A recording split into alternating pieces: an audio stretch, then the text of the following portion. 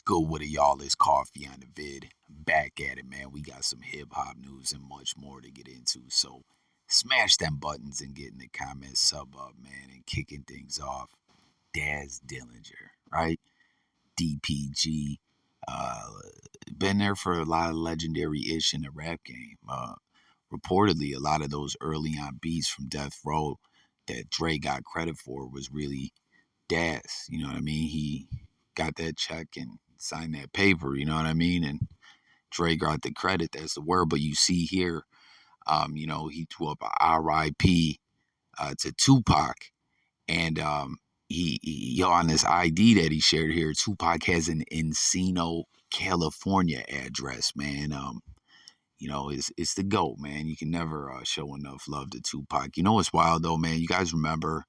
You ever heard the stories about when Daz stole music from Death Row or whatever? Like Reggie Wright has disputed that fact at times. Other people have said they seen him stealing it, right? But what year was that? Around '02 somewhere. That Gotti and Dillinger and Makaveli. It had that song "Don't Go to Sleep." Y'all remember that?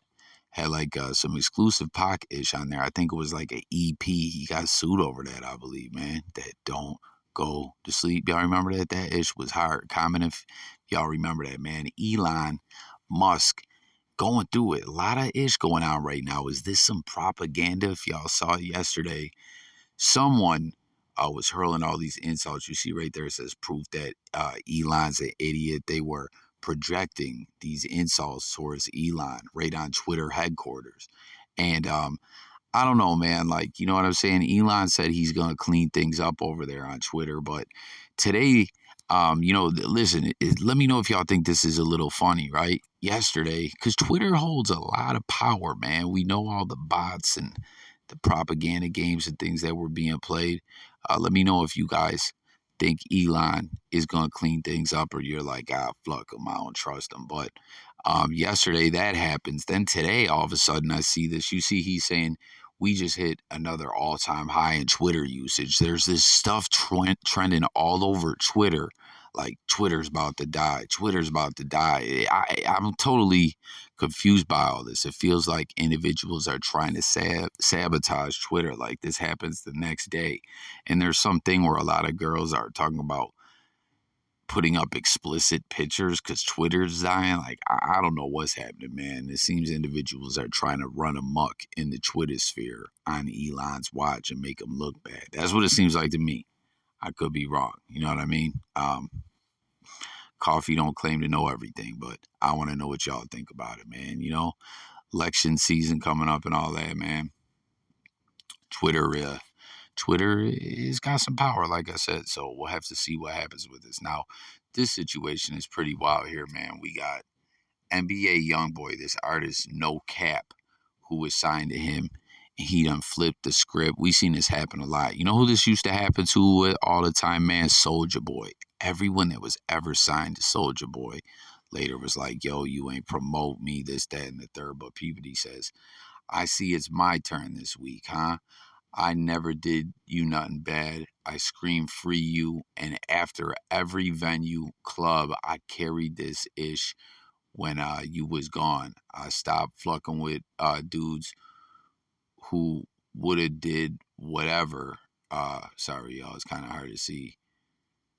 To make me want to stay loyal to you, your whole ass, and let me know what I owe you. I don't recall you giving ish. I took the blame for why we don't do music because I was trying to keep your hater card. What do you say? Clean, but nah, we really don't do music because he probably said I'll be bigger on some baby bruh. Told Atlantic he wanted money for the feature on Mr. Crawford. So basically, it just sounds like he's saying like NBA YoungBoy didn't promote him when he was locked up. He was repping for him.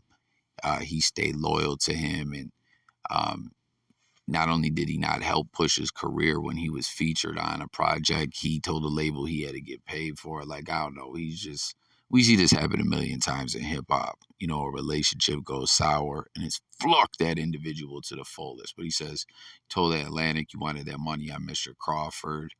You never supported me. You never posted my ish once. I've been signed to NBA for 3 years, but I'm not raw, so I kept this ish going on my own. So I don't know, NBA YoungBoy falling out with his artist. I don't really know much about this no cap dude. Let me know if you do.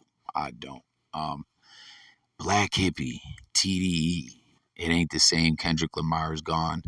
I mean, a lot of dope talent over there still, but it just don't feel the same, man. But Absol out of Black Hippie, to me, Absol always felt like the individual that got the least out of amount of shine out. You know, obviously Kendrick, then you know J Rock, Schoolboy Q as well. Absol, no question, has put out some good music, but I don't know, man. I still don't get why Black Hippie wasn't like a bigger thing, man. I don't know. Like I was always intrigued by them as a collective and a group, and it felt like we didn't get to see enough from them. But Absol, he says he put everything into this project he's got coming on December 16th.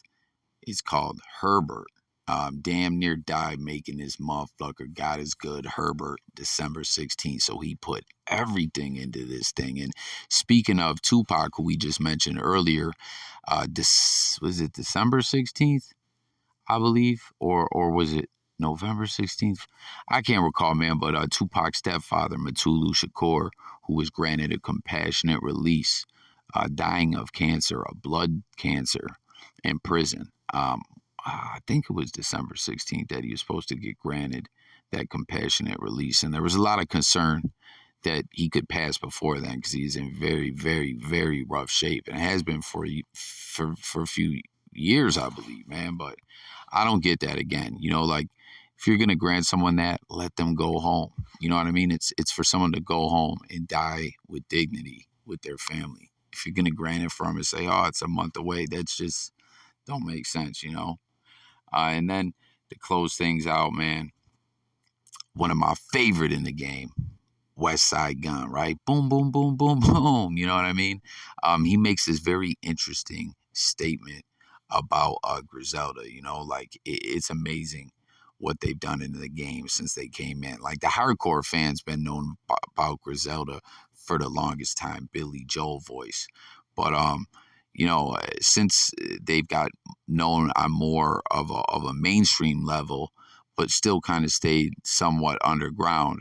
We've seen a lot go down. At times, people thought they were breaking up. You know what I'm saying? Conway doing his thing with drum work. Benny's over there at Def Jam pushing the Black Soprano family, dropping music all the time still. And Westsidegunn just dropped a new project, which I thought he was done. I thought he was retiring. Apparently not, but you know, he's involved in a lot of other ish. Wrestling, you know what I'm saying? Fourth Rope is his wrestling platform. He's got the art. He's doing a lot, man. Like Westsidegunn's the truth. But people he say here about Griselda, yeah, like I think this is a strong statement here, and I want to know what you guys think. He says, uh, what do you say? Oh, that's why the work never stops. Griselda is the bridge between mainstream and commercial. We're at the point where underground saying we're mainstream, but mainstream saying we're underground. LOL. That's the beauty of it, though. We're just Griselda, the best ish on earth. Yo, even his tweets be lit. You know what I mean?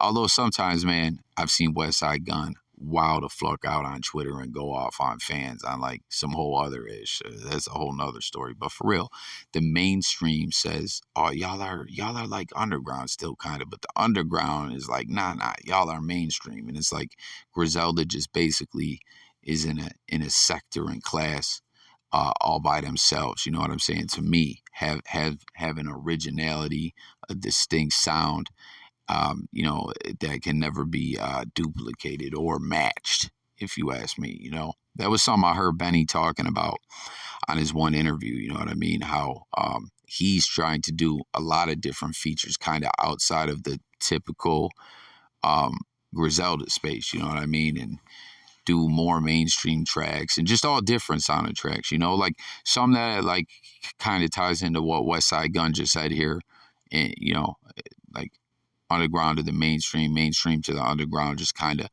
on their own time, on their own ish. Doesn't it always feel like Griselda's one of the only artists I think I ever felt like that has a distinct sound for producers, right? Like, I'm not talking about like Derringer, their producer, who they fuck with. I mean, we know the Alchemist fucks with him. A lot of producers fuck with him. But what I'm saying is like the producers sound when they do a track for Griselda, they tailor the sound of Griselda, even coming from different producers. It's pretty interesting, man. So I don't know. I just thought that was lit to share with y'all. But that's all we got on this one, guys. Thanks for watching. It's Coffee, man. Let's talk about all these topics. I'm out of here. I'll catch y'all later, man. Peace.